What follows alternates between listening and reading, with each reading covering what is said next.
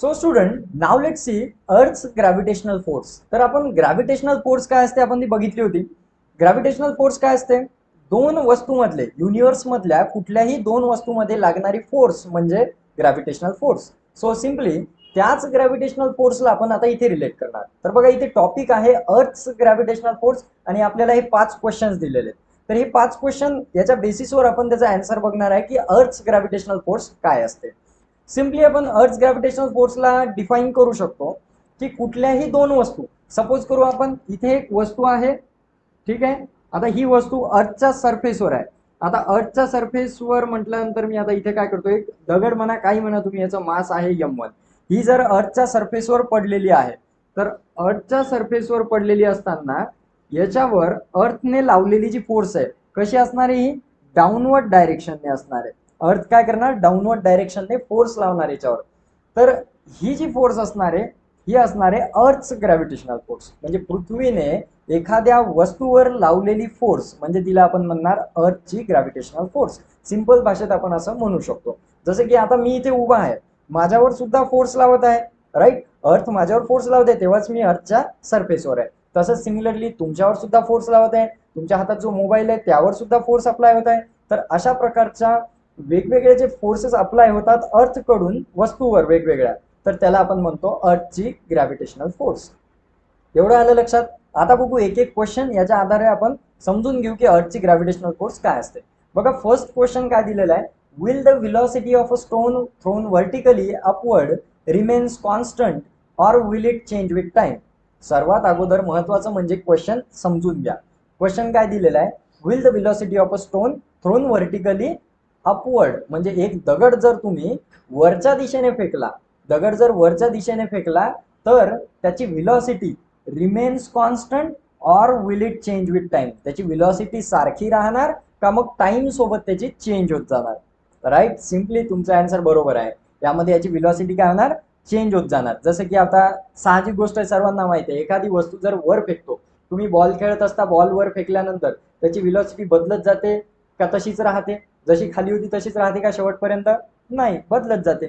Simply तशाच प्रकारे जर का आपण आता हा ग्राउंड सरफेस आपण कंटिन्यू करू, इथून जर एखादा स्टोन व्हर्टिकली अपवर्ड डायरेक्शनने फेकला, तर फेकल्यानंतर बघा हा स्टोन असा जातो जातो जातो जातो आणि त्याच्यानंतर असा येऊन खाली पडतो, राईट. इथे येऊन हा स्टोन खाली पडणार, बरोबर आहे. पण आता हा स्टोन जेव्हा वर जातो तो फायनली या पोझिशनला पोहोचतो.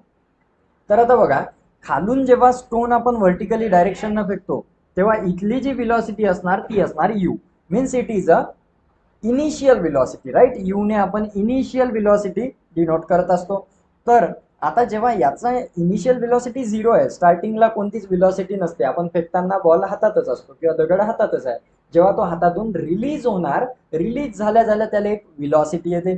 तर आता तुम्ही मला एक प्रश्न सांगा की हा जो दगड आपण वर फेकत आहोत, तर ही व्हेलॉसिटी इन्क्रीज होत जाते का डिक्रीज होत जाते? क्वेश्चन समजला का? जेव्हा मी हातातून दगड वर फेकतो तर वर फेकल्यावर त्याचा स्पीड जो आहे, व्हेलॉसिटी वाढत जाते का कमी होत जाते, असं विचारलं.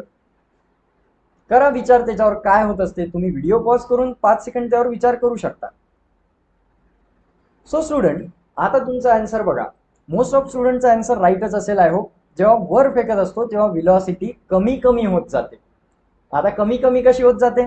तर बघा, जेव्हा व्हेलॉसिटी हातातून दगड सुटणार तेव्हा इथे गेल्यानंतर कमी कमी कशी होत जाते बघा, कारण याच्यावर कंटिन्यू ग्रॅव्हिटेशनल फोर्स अप्लाय आहे. जसा तुमच्या हातातून दगड सुटला की ग्रॅव्हिटेशनल फोर्स त्याला खाली ओढणार, जसा तो वर गेला की त्याला ग्रॅव्हिटेशनल फोर्स खाली ओढेल. या पोझिशनला गेला खाली ओढेल, परत इथे गेला खाली ओढेल, करत करत इथे गेल्यानंतर असा फायनल पोझिशन येईल की ग्रॅव्हिटेशनल फोर्समुळे याची फायनल व्हेलॉसिटी ही 0 मीटर पर सेकंद होऊन जाईल. फायनली एक टोक असं येते जेव्हा दगड वरच्या पोझिशनला जाऊन थांबतो तर तिथे दगडाची व्हेलॉसिटी ही 0 होते. आता याच्यापेक्षा वर दगड जाऊ शकत नाही कारण तिथे व्हेलॉसिटी 0 झालेली आहे, म्हणजे पूर्ण ग्रॅव्हिटेशनल फोर्स तिथे लागलेली आहे. त्यानंतर आता बघा, इथून मेन टॉपिक चालू होतो. आता जसा इथून दगडाची व्हेलॉसिटी खाली झाली, 0 झाली, त्यानंतरची प्रोसिजर काय? तर तिथून ग्रॅव्हिटेशनल फोर्स तर कंटिन्यू अप्लाय राहणारच इथे पण. सो म्हणून तो दगड काय होणार? डाऊनवर्ड डायरेक्शनने पडायला सुरुवात होईल, कारण त्याच्यावर जी एक्सटर्नल फोर्स होती ती तर संपलेली. ती संपल्यानंतर फक्त कंटिन्यू कोणती फोर्स आहे? Gravitational force. So under the influence of gravitational force जर का एखादी वस्तू खाली पडत असेल तर तिला आपण फ्री फॉल असं म्हणतो किंवा फ्रीली फॉलिंग ऑब्जेक्ट असं सुद्धा म्हणतो, कारण ही फक्त अर्थची ग्रॅव्हिटेशनल फोर्स लागत आहे इथे. आलं लक्षात? तर आता मला सांगा, जर खाली दगड पडत आहे तर खाली पडताना त्याची व्हेलॉसिटी इन्क्रीज होईल का डिक्रीज होईल? Obviously right. आता काय होणार, याची व्हेलॉसिटी इन्क्रीज होत जाईल, म्हणजे जसा जसा खाली येणार स्पीड वाढत जाईल. बघा, जेव्हा एखादा बॉल वरतून खाली पडतो आणि तुम्हाला कॅच करायची असते तर कॅच करताना बॉल हाताला लागतो, राईट? कारण काय? कारण त्याचा स्पीड इन्क्रीज झालेला असतो. इन्क्रीज होत असताना त्याची व्हेलॉसिटी वाढत जाते, म्हणजेच इन्क्रीज होते आणि हाताला तो बॉल लागतो. तशाच प्रकारे या दगडाची सुद्धा व्हेलॉसिटी इन्क्रीज होत जाईल आणि फायनली जेव्हा तो ग्राउंडवर येऊन थांबणार तेव्हा इथे फायनल व्हेलॉसिटी परत 0 होऊन जाईल. तर अशा प्रकारे इथे हे वर्क करते. तर आपण इथे पहिल्या क्वेश्चनचा आन्सर म्हणू शकतो की the velocity will change with time, म्हणजे दर 5 सेकंदाला 1 सेकंदाला इथे व्हेलॉसिटी चेंज होत जाईल. फायनली सर्टन हाईटवर जाऊन त्याची व्हेलॉसिटी 0 होईल आणि तिथून ती खाली पडत असताना वेग वाढत जाईल, म्हणजे वर जाताना कमी होत जाते, खाली येताना वाढत जाते. म्हणजे it is a negative acceleration, it is a positive acceleration. आता हे काय असते ऍक्सेलरेशन, हे आपल्या नेक्स्ट टॉपिक मध्ये आपण पाहणारच आहोत. आता बघू आपला second question, how will it change. आता त्याचं उत्तर आपण आताच बघितलं. हाऊ विल इट चेंज म्हणजे ही व्हेलॉसिटी कशी बदलत जाणार. वर जाताना इन्क्रीज होत जाईल, म्हणजे upward direction it will be decrease होत जाईल अपवर्ड जाताना, आणि खाली येताना इन्क्रीज होत जाईल. तर अशा प्रकारे सेकंड क्वेश्चनचा आन्सर आहे. थर्ड क्वेश्चन काय म्हटलं बघा, why doesn't the stone move up all the time. Right question काय विचारला बघा, जेव्हा दगड वर फेकतो तर हा कंटिन्यू पूर्ण वेळ वरच का जात. जर ग्रॅव्हिटेशनल फोर्स नसती तर काय झालं असतं, हा दगड continue up all the time वर चालला गेला असता आणि एक वेळ अशी आली असती हा पृथ्वीचा सरफेस सोडून निघून गेला असता. तर अशा वेळेस आपण काय म्हणतो की तो काय झाला असता, वर चालला गेला असता. पण आता इथे काय दिलंय, पण इथे ग्रॅव्हिटेशनल फोर्स आहे आणि ग्रॅव्हिटेशनल फोर्स आहे म्हणून काय झालं, तो दगड तिथे जाऊन 0 व्हेलॉसिटी झाली आणि खाली पडत आहे. So simply we can say that it is a due to the gravitational force. आणि why doesn't the stone move up all the time, याचं रिझन आहे ग्रॅव्हिटेशनल फोर्स. अर्थची जी ग्रॅव्हिटेशनल फोर्स आहे त्याचा आन्सर आहे.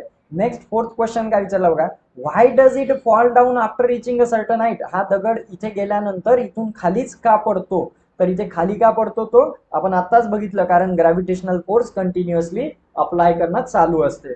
फिफ्थ क्वेश्चन काय म्हटलंय बघा, what does it's maximum height depend on. मग आता ही जी मॅक्झिमम हाईट आहे ही कशावर डिपेंड आहे, कशावर डिपेंड आहे स्टुडंट्स ही हाईट.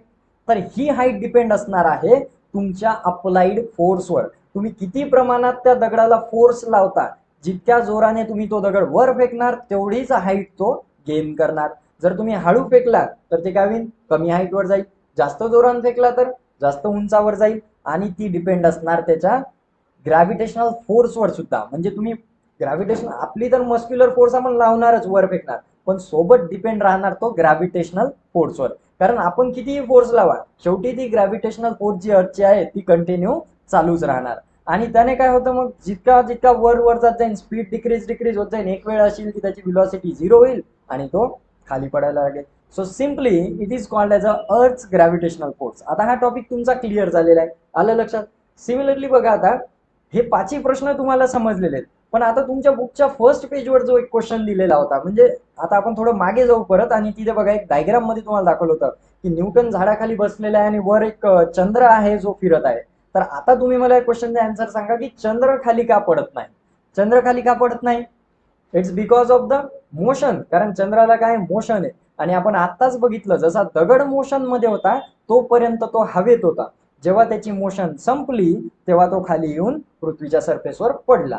तर सिम्पली सरळ एक गोष्ट आहे, जोपर्यंत एखादी ऑब्जेक्ट मोशन मध्ये आहे तोपर्यंत ती हवेमध्ये असते, तिच्यावर ग्रॅव्हिटेशनल फोर्स ऍक्ट होत असते, पण तिच्या फोर्समुळे, मोशनमुळे ती आपल्याला दिसत नाही. मोशनमुळे काय होते, ती कंटिन्यू हवेमध्ये राहते, तर तिथे ग्रॅव्हिटेशनल फोर्स ऍक्ट होते पण तो खाली पडत नाही. तीच कंडिशन चंद्रावर पण होते. चंद्र मोशन मध्ये आहे, अर्थच्या राऊंड गोल गोल गोल गोल फिरतो, तर तिथे काय होते, त्या चंद्रावर ग्रॅव्हिटेशनल फोर्स आहे पण तो खाली पडतो का, नाही पडत, ड्यू टू द मोशन. तर सिमिलरली पहा, आपली ग्रॅव्हिटेशनल फोर्स काय म्हणते की प्रत्येक वस्तू ही एकमेकाला आकर्षित करत असते. म्हणजे साहजिक गोष्ट आहे की जशी ते पृथ्वी त्या पडणाऱ्या ऍपलला अट्रॅक्ट करते खाली डाऊनवर्ड डायरेक्शनने, तसेच ती चंद्राला पण आपल्याकडे अट्रॅक्ट करत असणार, खाली पडत असणार, राईट.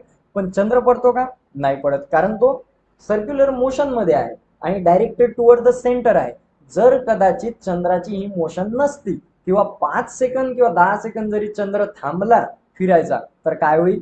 चंद्राची डायरेक्शन चेंज होईल, चंद्र सरळ पृथ्वीच्या दिशेने यायला लागेल जर त्याची मोशन थांबली तर. आलं लक्षात एवढं? जसं की ते ऍपल ऍपल पडतो झाडावरून, डायरेक्टली खाली येऊन पडतो, कारण त्याला सर्क्युलर मोशन आहे का? नाही. सो आता तुमचा हा कन्सेप्ट क्लिअर झालेला आहे. बघा, आपण थोड्या वेळातच भरपूर काही शिकलेलो आहोत. आता आपण थोडस नेक्स्ट टॉपिक कडे वळू. जसे की यामध्ये बघा, हे आपण बघितलं ऍक्ट करतात. आता अर्थची ग्रॅव्हिटेशनल फोर्सही लक्षात येईल तुमच्या. आता आपण बघू अर्थचं ऍक्सलरेशन काय असते. ठीक आहे.